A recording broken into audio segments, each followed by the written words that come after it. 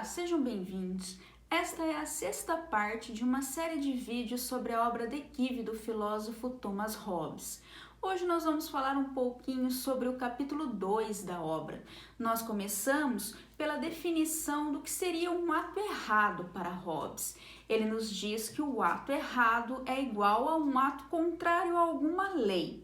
E a lei é um tipo de reta razão.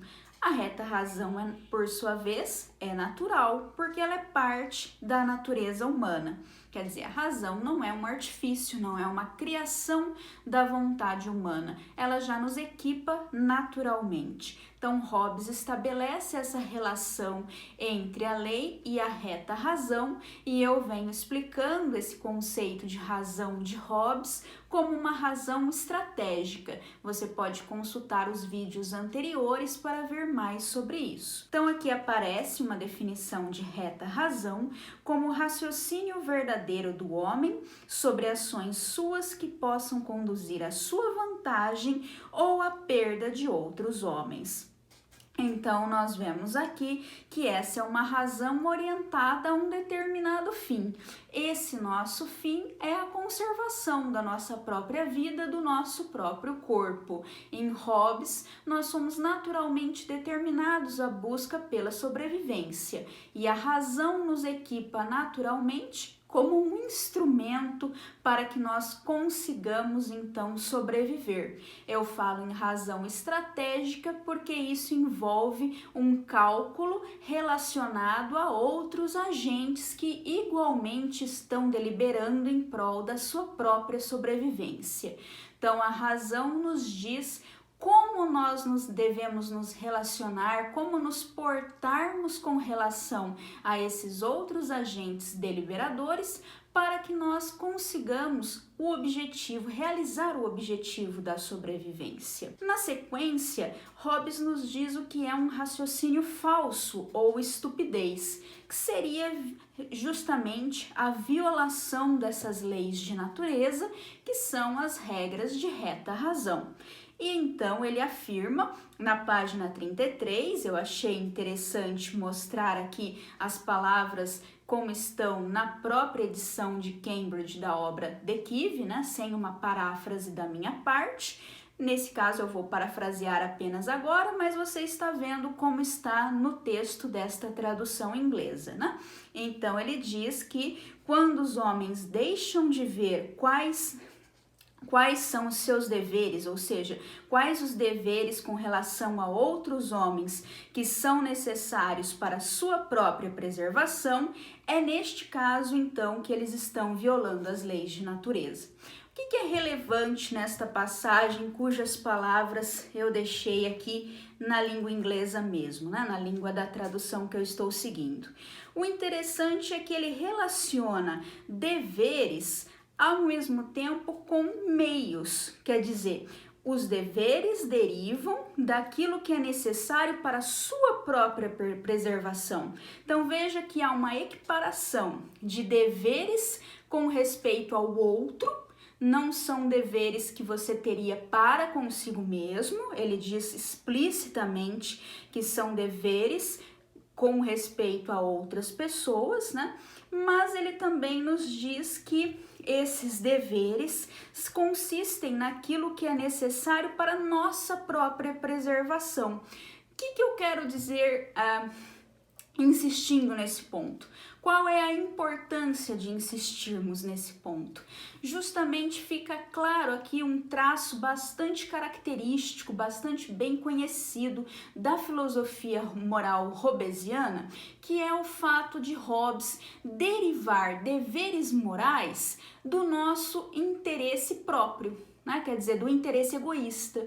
Então é nesse sentido que a moralidade hobbesiana deriva do que se chama de um egoísmo racional. O que é um egoísmo racional? É justamente isso que nós vimos nesse início do capítulo 2. Você busca a sua preservação, existem meios para tanto que são ditados pela nossa racionalidade, como uma faculdade natural da nossa espécie. Então, essa razão preocupada com a sua própria conservação, ao mesmo tempo seria capaz de dar origem a deveres para com o outro, quer dizer, deveres que normalmente nós classificamos, e Hobbes também, como deveres morais. Por isso, Hobbes está procurando construir uma filosofia moral que leve a uma coincidência, a uma confluência da prudência, do interesse próprio com a moralidade. Algo muito diferente do que depois ocorreria, por exemplo, com Kant, né? Um outro marco da modernidade que justamente estabelece um abismo entre a prudência e a moralidade. A prudência e a moralidade têm fontes completamente distintas em Kant e também entram em conflito muitas vezes, né? Também são passíveis de conflito. A própria moralidade, ela pode nos exigir aquilo que fere o nosso interesse, né? Então aqui me parece, eu confesso a vocês, uma inclinação mais kantiana. Meu passado talvez me condene nesse ponto. Quem me conhece um pouquinho sabe que eu tenho toda uma trajetória como estudiosa de Kant, embora eu tenha abandonado isto há alguns anos e não me considere mais kantiana, mas eu confesso que ainda sou mais simpática a esse tipo de visão de moralidade que analisa deveres como exatamente obrigações que nos vinculam a despeito dos nossos interesses próprios, a despeito dos nossos interesses egoístas. Quer dizer, eu acredito que seria da natureza dos próprios deveres que nós eventualmente teríamos que sacrificar os nossos interesses egoístas, né? E o Hobbes me parece aqui querer extrair, né, os deveres do próprio interesse egoísta. E isso, nesse ponto é que eu particularmente não acompanharia Hobbes. Existem muitas filosofias diferentes que de maneiras diferentes negam esse insight tipicamente kantiano de que haveria uma cisão, um fosso profundo, separando a prudência como aquela área destinada ao que nós devemos fazer por interesse próprio, para a nossa própria conservação, nosso bem-estar, e aquilo que a moral requer de nós de um outro lado. Quer dizer, a moral requer de nós justamente deveres para com os outros e talvez até deveres para conosco, mas deveres que não necessariamente coincidem com aquilo que nós queremos fazer em virtude das nossas paixões, com a nossa felicidade entendida dessa maneira mais sensorial, né? Então aqui existe uma ruptura entre virtude e felicidade nesse tipo de filosofia de inspiração kantiana. Agora existem outras filosofias, inclusive desde a antiguidade, que trabalham justamente na cisão da virtude com a felicidade, mas também de uma maneira bem diferente do que Hobbes está propondo. Por exemplo, os estoicos defendem que aquilo que te torna virtuoso ao mesmo tempo te torna feliz. O homem virtuoso é necessariamente um homem feliz para um estoico. Só que aqui nós temos um conceito de virtude diferente do conceito hobbesiano e, acima de tudo, um conceito de felicidade muito diferente do que Hobbes está descrevendo aqui como a busca da sobrevivência, da conservação, da boa manutenção da sua corporeidade, digamos assim, né? Então, você pode dizer que as duas escolas, a hobbesiana e a estoica, estão afirmando a mesma coisa. Contra Kant, ambas as escolas, a estoica e a hobbesiana, afirmam a confluência de considerações morais e considerações prudenciais. Mas, ao mesmo tempo, essas duas escolas, a estoica e a hobbesiana, também se opõem entre si. porque Hobbes está procurando derivar deveres morais, deveres para com os outros, das considerações necessárias para a nossa autopreservação, ao passo que os estoicos estão procurando defender justamente que a nossa virtude, deveres que nós temos com relação aos outros, condicionam o nosso florescimento como seres humanos, aquilo em que nós devemos nos interessar como seres humanos, e portanto existe aqui um movimento oposto que vai da moralidade para aquilo que interessa a cada ser humano, ao passo que Hobbes parte daquilo que interessa a cada ser humano para a moralidade. Então, o resultado parece apenas ser o mesmo, mas no fundo são teses completamente contraditórias, antagônicas, né? Então, são diversos posicionamentos morais que inclusive se diferenciam entre si já de formas diferentes, que nós vamos encontrando ao longo da história da filosofia. E eu repito que o lugar próprio de Hobbes nessa explicação é aquele que concebe o ser humano como um animal necessariamente egoísta, né? Tudo que o ser humano faz, nós já vimos em vídeos anteriores, ele faz orientado pela aparência do que é um bem para ele próprio. Então eu costumo dizer aos meus alunos que até quando Hobbes está diante, por exemplo, de uma mãe que se sacrifica, que dá fim à própria vida em nome de um benefício para o filho. Ela prefere, então, estar morta para salvar a vida de um filho. Mesmo isso, para Hobbes, pode ser explicado do ponto de vista do egoísmo, porque significa justamente que para esta mãe o maior sofrimento para ela mesma seria ver o filho morto, né? Então ela ainda estaria sendo egoísta. Não existe nenhuma ação humana a rigor que não poderia ser analisada em termos do egoísmo para Hobbes. Nós sempre buscamos aquilo que parece ser um bem para nós, né? E aí nós fazemos cálculos sobre como nós devemos então atingir esse bem, o que nos traz vantagens, como é que nós podemos provocar dano aos outros como nossos competidores nessa busca pela sobrevivência. E desses cálculos é que você extrai certas regras que dão origem à moralidade, né? Então, a moralidade consiste em deveres para com os outros que nós seguimos simplesmente porque segui-los é necessário para a nossa autopreservação. Eu não compro, confesso, uma teoria moral desse tipo, mas vamos tentar entendê-la da melhor maneira que nós formos capazes, ok? Então, seguindo aqui no texto de Hobbes, aqui nós estamos por volta da página 33 da edição de Cambridge. Nós estamos, eu repito, então, falando do segundo capítulo da obra De Quive. Um pouco adiante, o Hobbes cita a primeira lei de natureza, que é a fundação das leis de natureza. Então, pensemos essas leis de natureza justamente como as regras da reta razão, né? Então, quais são as leis de natureza? Nós sabemos a partir da sua fundação, por derivação dessa lei primeira que serve de fundação.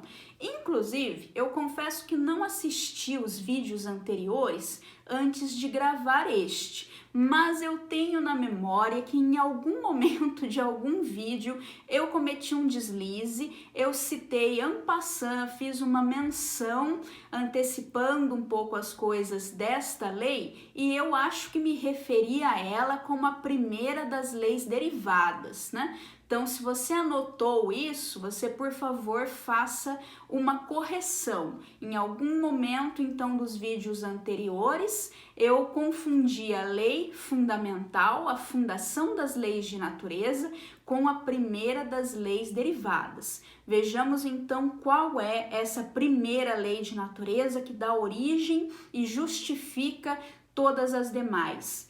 Essa lei é justamente procurar a paz quando ela puder ser obtida, quando ela não puder ser obtida, procurar ajuda na guerra.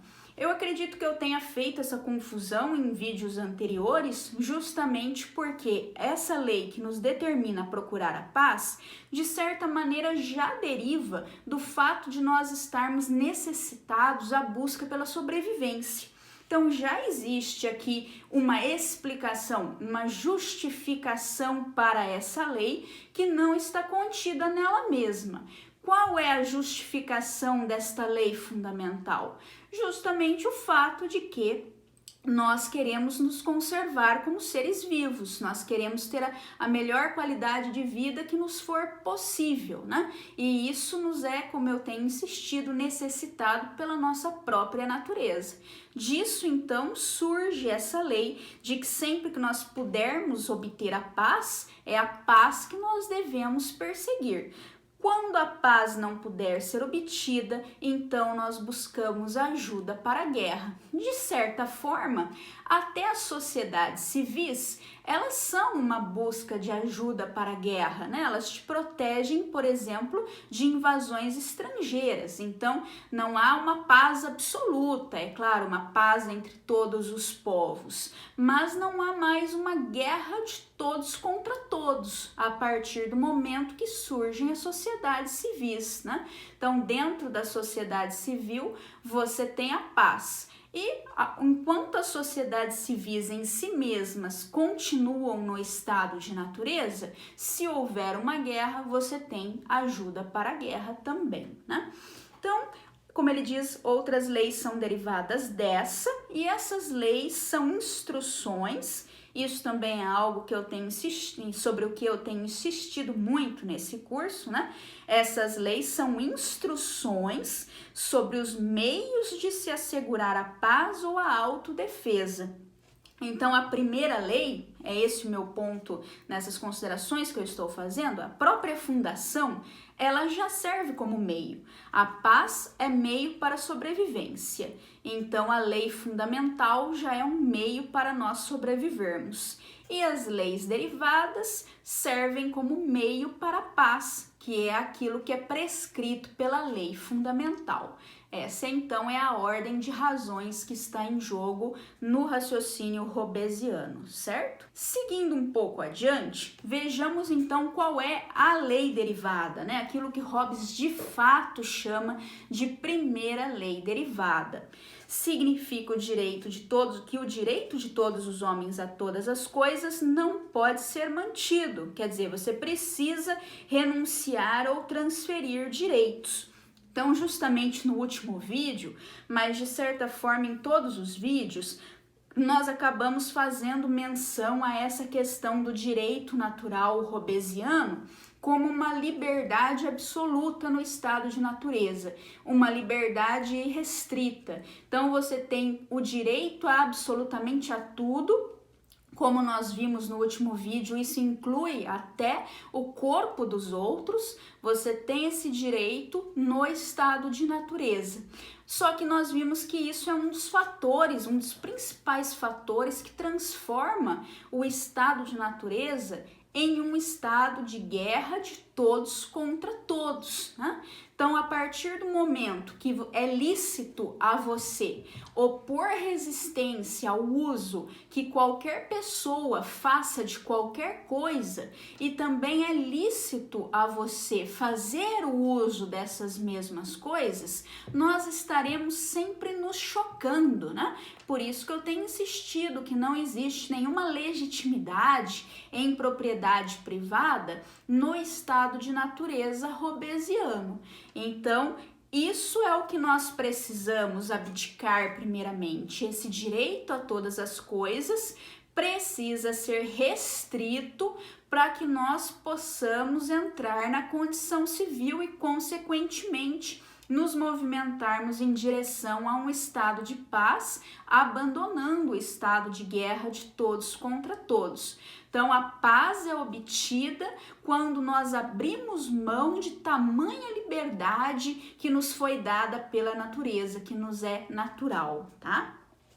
Seguindo aqui, ele explica o seguinte: a diferença entre a renúncia e a transferência de um direito é que você simplesmente renuncia ao direito quando declara por sinais ou um sinal apropriado que você não quer mais que seja lícito para você fazer alguma coisa específica que previamente você poderia fazer de uma forma correta, né? Você tinha o direito de fazer. Então veja só, aqui existe o conceito de licitude. No estado de natureza, tudo é lícito para você, né? Então você renuncia a um direito, dizendo justamente que alguma coisa específica não deve mais ser lícita para você, né? Por exemplo, você não vai mais fazer uso ou não quer mais que seja considerado lícito que você faça uso de uma determinada parcela do solo. Então, isso seria uma maneira de você renunciar a um direito, tá? Isso significaria que se alguém fizesse uso, qualquer pessoa no mundo fizesse uso daquela parte de um determinado território, então você não poderia mais opor resistência a esse uso de uma forma lícita. Agora, transferir um direito é diferente porque não envolve mais qualquer pessoa. Não significa mais simplesmente que você está abdicando do direito de fazer algo licitamente em nome de qualquer outra pessoa. A transferência tem um objeto específico, é para outro agente em específico. Então, ele diz que a pessoa transfere um direito quando ela declara por sinais ou um sinal apropriado para a parte que ela quer que adquira aquele direito em particular dela, quer dizer, tem uma outra parte específica envolvida, não é mais qualquer ser humano. Então, ela declara que ela não quer mais que seja lícito para ela oferecer resistência, que essa outra pessoa faça alguma coisa específica em que antes ela poderia resistir de uma forma lícita e correta, né? Então, por exemplo, se eu transfiro o meu direito a esta caneca para você, significa que doravante, se você especificamente, não qualquer um, quiser usar essa caneca, eu já não posso mais licitamente resistir ao seu uso e não ao de qualquer um desta caneca, tá? Isso é uma transferência, então, do direito. Em suma, é abdicar da licitude, da resistência a uma ação de uma outra pessoa. Eu enfatizo que no estado de natureza, sem acordos, sem contratos, nós podemos usar e resistir ao uso o tempo todo de todas as coisas com relação a quaisquer pessoas, certo? Uma outra consideração com a qual eu gostaria de encerrar esta aula, e aqui eu coloco entre colchetes no slide, porque é uma consideração minha mesmo, não é uma paráfrase simplesmente do texto hobbesiano, é que eu estou concluindo do que Hobbes disse como uma interpretação que o direito reivindica autoridade, quer dizer, quando você cria uma sociedade civil, quando você cria a autoridade política, supondo como é na modernidade, que essa autoridade política será baseada num ordenamento jurídico, né? Então haverá nesse sentido direito, haverá